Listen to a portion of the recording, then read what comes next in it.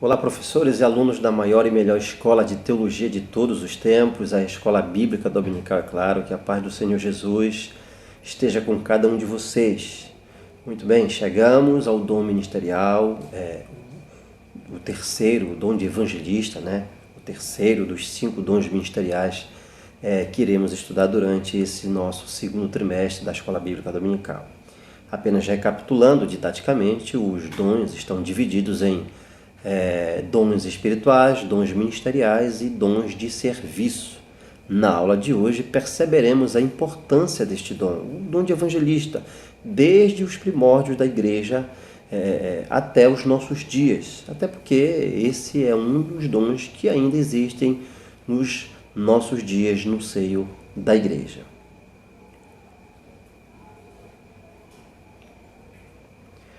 Somente Lucas nos conta acerca do envio de um grupo grande de discípulos. Nesse contexto, Jesus nomeou e enviou 70 discípulos, de 2 em 2, para curar os enfermos e anunciar o reino de Deus.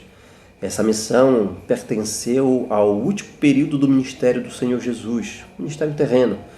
Quando o Senhor Jesus enviou os 70 para anunciar as boas novas do reino de Deus na região da Galileia, ele disse o seguinte: a seara é grande, mas os trabalhadores são poucos.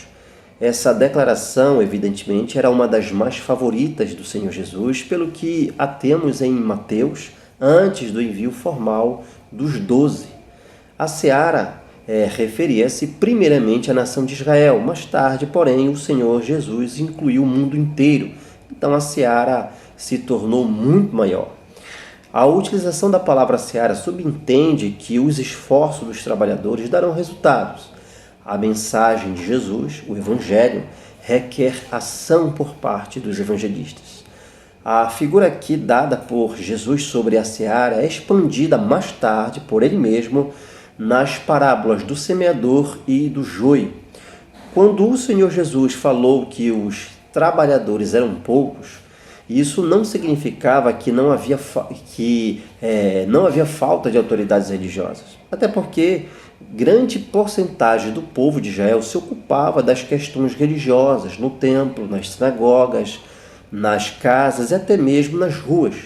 A bem da verdade é que, na avaliação de Jesus, os trabalhadores eram poucos na seara, ou seja, a maior dificuldade seria achar pregadores qualificados e bem dispostos que levassem a mensagem do Evangelho com sacrifício próprio.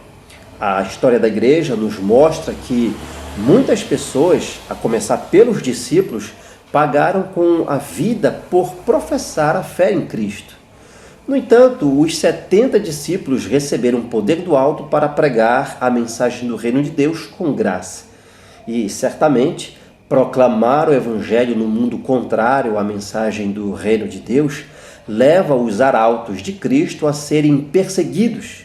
Perseguição essa que, em muitos lugares, nunca cessou. Por isso, o Senhor Jesus faz uma comparação de cordeiros que são enviados ao meio de lobos. O ministério terreno do Senhor Jesus havia terminado. A sua partida para as dimensões celestes era iminente e a sua obra missionária precisava ter prosseguimento. A ordem dada por Jesus aos seus discípulos após a sua ressurreição foi: ide, ensinai todas as nações, batizando-as em nome do Pai, do Filho e do Espírito Santo, ensinando-as a guardar todas as coisas que eu vos tenho mandado. Alguns têm chamado essa passagem de Magna Carta, do programa missionário da igreja. No entanto, esta ordem é mais comumente chamada de a Grande Comissão. A Grande Comissão se aplica a toda a igreja, ainda que dada inicialmente aos 12 discípulos, esboça o caráter geral de todos os discípulos. Seu trabalho seria anunciar a mensagem das boas novas de tudo quanto Jesus é e fez por nós, agora e para todo sempre. A Grande Comissão, pois, foi a autoridade e a grande inspiração para esse imenso empreendimento. Esse programa inclui fazer discípulos, mas também inclui o ministério de ensino que visa o desenvolvimento desses discípulos. Toda a humanidade é carente da graça de Deus e precisa decidir o seu futuro eterno, crendo ou não no Evangelho. A tarefa da evangelização do mundo está inacabada ainda. Apenas 33% da população mundial é composta por cristãos das várias confissões de fé. Por isso, esse programa deve continuar até a consumação dos séculos.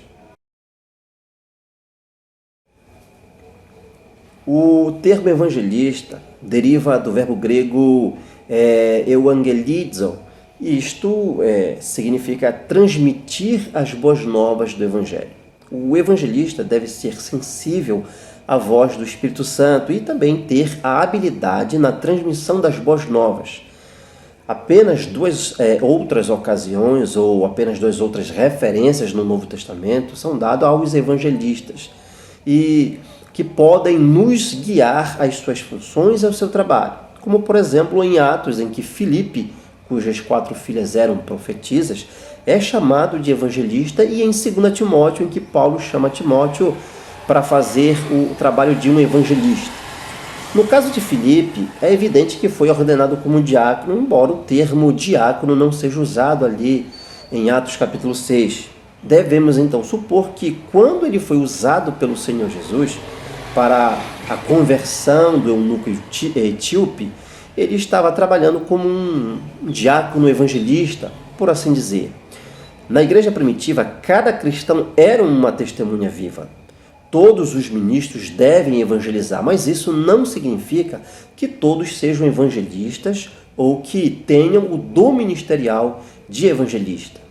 Como dom ministerial, evangelista refere-se àquele que é chamado para pregar o evangelho e que tem uma graça especial para ganhar pessoas para Jesus. O grupo dos evangelistas era aquele que efetuava a missão evangelizadora da igreja entre os judeus ou entre os gentios, em posição subordinada aos apóstolos. Geralmente, os evangelistas não estavam limitados a qualquer comunidade cristã local, mas iam de lugar em lugar estabelecendo novas congregações locais, conduzindo os homens à fé e à conversão a Cristo.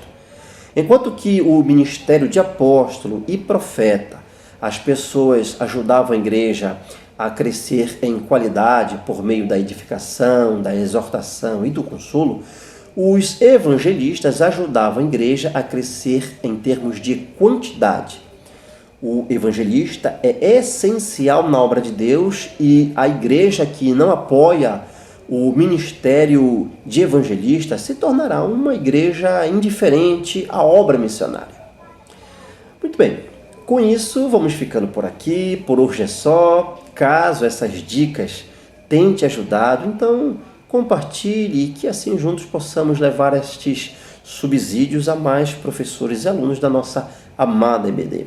Um grande abraço e até a nossa próxima aula com o tema O Ministério de Pastor.